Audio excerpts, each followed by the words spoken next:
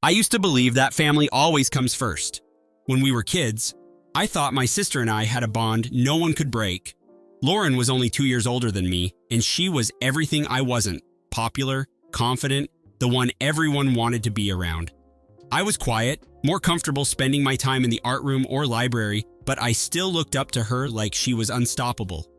Growing up, I ignored little clues about how she treated me, how she took whatever she wanted, how she always had to one-up me. Part of me suspected she might be jealous in some twisted way, but I never imagined she'd cross the lines she eventually did. We clashed in small ways as kids. If I got a new dress, Lauren would wear it without asking and claim she was doing me a favor by breaking it in. Whenever I pointed it out, she'd wave me off, tell me to lighten up. My parents usually let it slide, dismissing it as normal sibling rivalry. They believed it was all harmless, and I convinced myself they were right. Even when she borrowed my phone to message guys she was interested in, I played it down. I wanted to stay close, and I figured challenging her too hard would just cause fights no one else wanted to deal with. I loved her, and I assumed she loved me too. It wasn't until she destroyed my relationship that I realized just how deep her betrayal could go. I met Nate at a college art show. We clicked immediately over our shared love of photography. There was this low-key energy about him. He wasn't flashy, but he had heart and ambition. We started dating, spending afternoons talking about technique, color palettes, and the way a single shot could capture an entire story. He made me feel understood in a way I hadn't felt before. The first time he met Lauren, something about her demeanor set me on edge. She asked 1,000 questions about him, her tone overly curious, her eyes lingering. She had a boyfriend of her own, Trevor, who worked in finance, so I didn't think she'd give Nate any serious consideration. Still, that uneasy feeling stayed with me. She started small, throwing jabs at his finances, his lack of a traditional career. She'd say things like, "Don't you ever worry he's just using you?" Or, "Maybe you want someone more stable."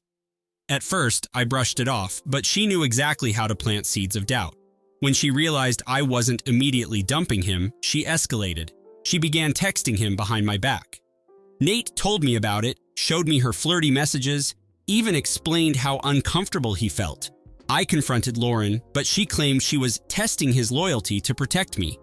Something about her face told me she knew exactly what she was doing. Then the anonymous messages started coming in on my phone, warning me that Nate was cheating. The sender claimed to have proof, but never offered anything concrete, only cryptic hints about his alleged indiscretions. My trust in Nate wavered despite his many attempts to reassure me.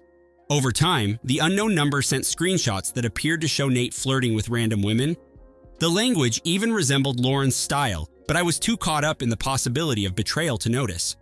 I grilled Nate, demanded explanations. We started fighting more often. He insisted he was innocent and showed me every message he had, but I was too rattled to see the truth. One night, our argument exploded. I accused him of being unfaithful, and he asked if I trusted him. I hesitated, remembering all the evidence I'd been getting from that mysterious source. That pause was all he needed. He left, telling me he couldn't keep fighting an uphill battle if I couldn't believe in him. We broke up shortly afterward, and I felt like my whole world had collapsed. Lauren swooped in, comforting me with hugs and sympathetic words, whispering that I deserved better. At the time, I thought she was finally being supportive. Later, I found out just how twisted her game really was. An IT-savvy friend helped me trace those fake messages back to a burner phone registered in Lauren's name. When he told me what he discovered, my heart practically stopped. She'd fabricated everything, all to sabotage my relationship. When I confronted her, she had the nerve to smirk and tell me she was doing me a favor. She insisted Nate was never good enough for me. The sheer gall left me speechless. I tried to explain the situation to Nate, but the damage was done. He shut me out, and I couldn't blame him. I'd questioned his integrity based on lies my own sister concocted. I spent the next few months feeling broken. My parents sensed something was off, but they never got the whole story. They couldn't fathom that Lauren would go so far, and she was skilled at covering her tracks. She apologized by saying she only wanted to protect me, that she never realized it would go so far. I knew better. Deep down, I suspected she had been jealous of me for reasons only she understood. Maybe she didn't like seeing me happy. Maybe Nate represented a warmth her finance-focused boyfriend didn't have. Whatever her motive, she took away something precious from me. Before I knew it, Lauren was engaged to Trevor. I found it bizarre because I'd heard rumors their relationship was struggling. He'd wanted commitment, but she seemed to keep her options open. Yet, suddenly, they were planning a lavish proposal party, which she insisted on calling a proposal party, even though they'd technically been engaged for a month. My parents were overjoyed. They wanted everyone to gather for this big celebration. I forced myself to go, dreading the sight of Lauren playing the doting fiancé, especially after what she'd done to me. Then I caught her cheating. I was at a coffee shop meeting a new photography client when I saw Lauren in a corner booth, kissing a guy I'd never seen before. There was no ambiguity in the way they touched or looked at each other. My heart pounded as I quietly took photos. I walked out without her seeing me.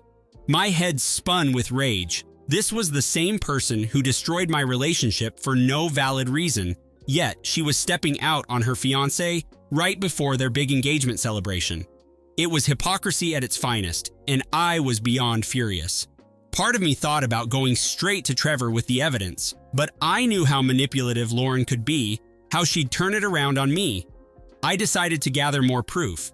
I dug into her online activities, found burner numbers, discovered explicit texts to this mystery guy, and even others. She was playing Trevor for a fool. As the proposal party approached, I made my plan. Lauren never hesitated to humiliate me publicly, and I knew if I tried to handle it privately, she'd lie or shift blame. So I set the stage in the most public way I could. The day of the party was tense. My parents greeted guests with forced smiles, while Lauren basked in her own spotlight, wearing a dress that screamed, "Look at me." Trevor was all smiles too, completely unaware of the bomb I was about to drop. I mingled, accepted half-hearted hugs from relatives, and kept checking my phone to make sure my evidence was in order. I'd compiled photos, text messages, timestamps, everything Lauren couldn't dispute. I felt adrenaline coursing through me, and I remembered how she'd sabotaged me, how she'd stolen away the man I cared about. I was ready to show everyone who she really was. When the room finally quieted, Trevor took center stage to give a speech about how Lauren was his soulmate. He talked about her loyalty, how he admired her honesty. I nearly choked on my drink. Lauren gazed at him with fake tears in her eyes, and when he produced the ring for the official proposal, she gave the most dramatic reaction I'd ever seen. The applause was thunderous. Friends, family, everyone cheering them on. I waited for the noise to settle before stepping forward. My parents looked confused, but they let me speak. Lauren's face paled, as if she sensed she was about to lose control of the narrative. I congratulated them, then mentioned I had a slideshow of family photos to share. It started innocently, childhood pictures, holiday memories, but then I let the real photos roll onto the screen, Lauren kissing a stranger at the coffee shop. Audible gasps filled the room. Trevor's brow furrowed, and my parents just stared. Lauren tried to snatch the remote, but I turned away from her and advanced to the next slide, a series of text messages between Lauren and her affair partner, laced with dates, times, and explicit details. I also forwarded them directly to Trevor's phone for good measure. Whispers turned to murmurs, then full-on chaos. Trevor stood there reading the messages, the color draining from his face. Lauren started shouting that I was lying, that these pictures were taken out of context, but it was too thorough for her to dismiss. My father demanded to know if it was true. My mother covered her mouth with shaking hands. Lauren looked around for someone to defend her, but everyone seemed horrified. Trevor quietly asked, "Why?" But she couldn't answer. The party erupted into arguments and tears. Relatives tried to comfort Trevor, while some confronted Lauren. I watched it all with a cold detachment, recalling the heartbreak she'd orchestrated for me. She'd never once hesitated to watch me suffer. This was her day of reckoning, and I felt no sympathy. I left soon after, slipping out once my goal was accomplished. Trevor gave me a wounded look as I walked away, but I reminded myself that Lauren was the architect of all this. She had made her choices.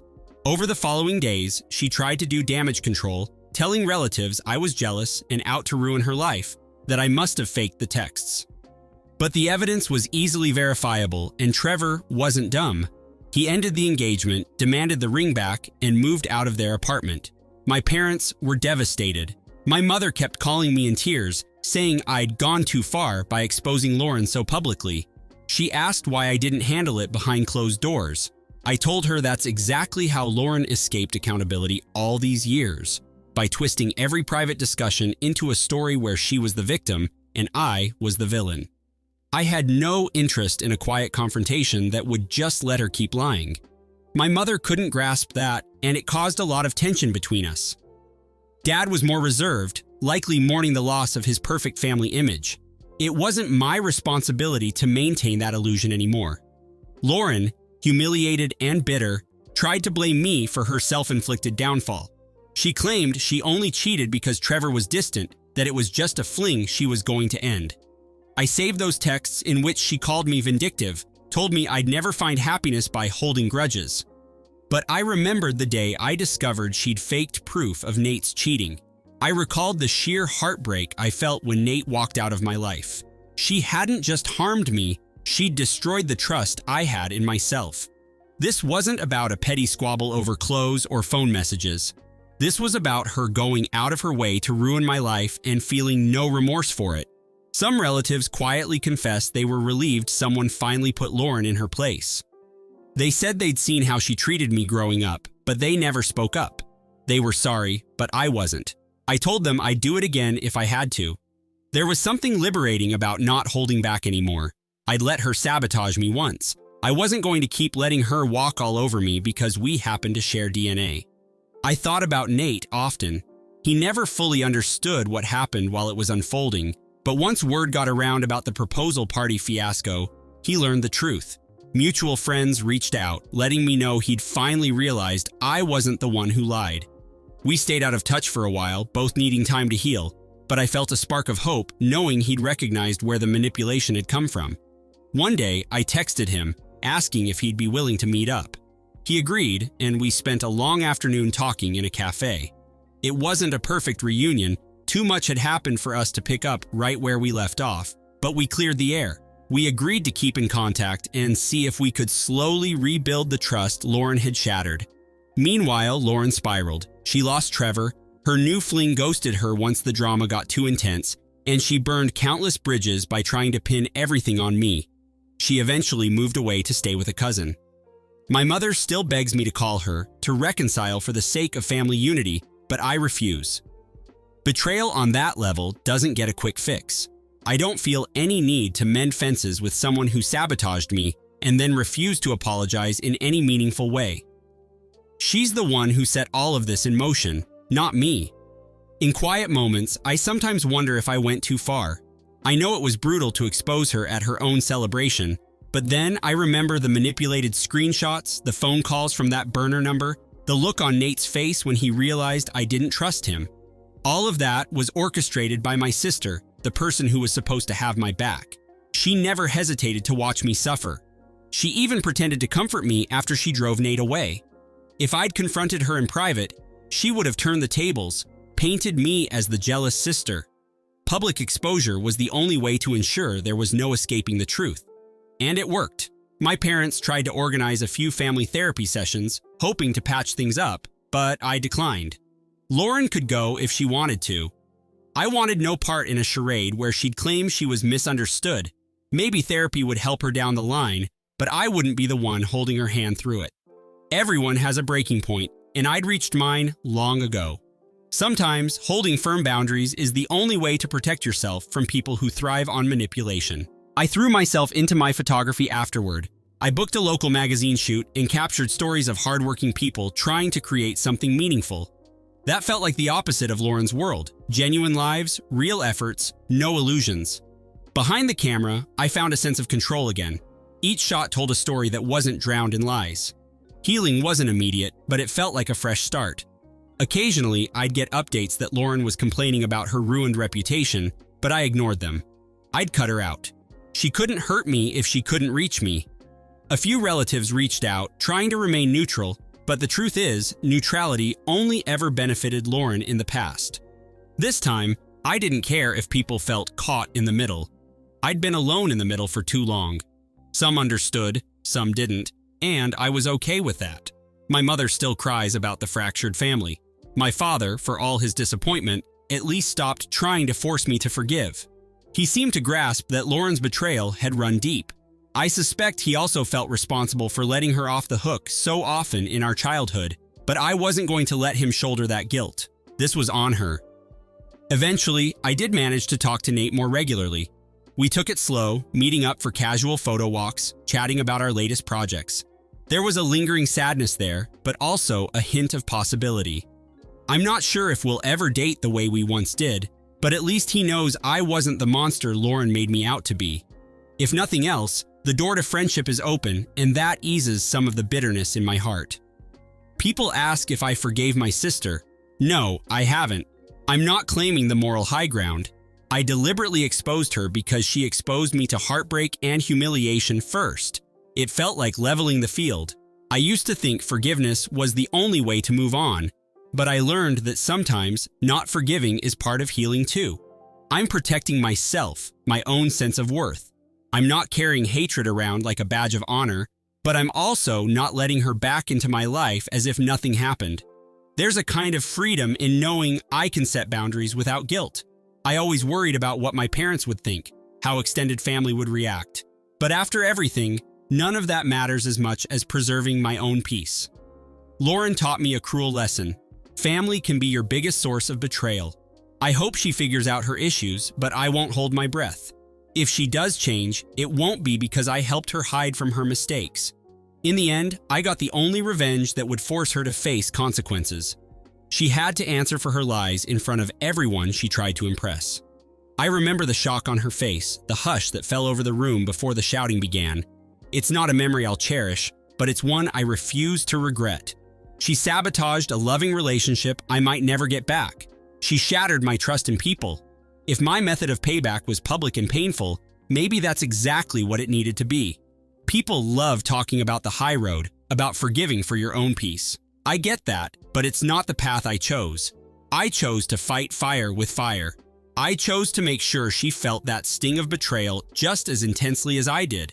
Once you've seen how destructive someone can be, letting them off the hook feels like self-betrayal. Maybe one day I'll have a change of heart, but right now I feel more relief than remorse. I moved forward, continued growing my photography business, and found new ways to express myself creatively. My circle of friends shifted to include only those who respect my boundaries. My parents still try to cajole me into meeting Lauren, to hash things out and patch the family up, but I won't. She doesn't get a pass just because we share blood. I'm done being the scapegoat, the one who keeps peace at my own expense. If that means we stay estranged, so be it. Sometimes, when I look back, I see how naive I was. I always dismissed Lauren's smaller acts of sabotage as mere sibling rivalry. I convinced myself it wasn't that serious, that I was overreacting. Now, I recognize those were the stepping stones leading her to believe she could pull off something massive without consequences. She underestimated me.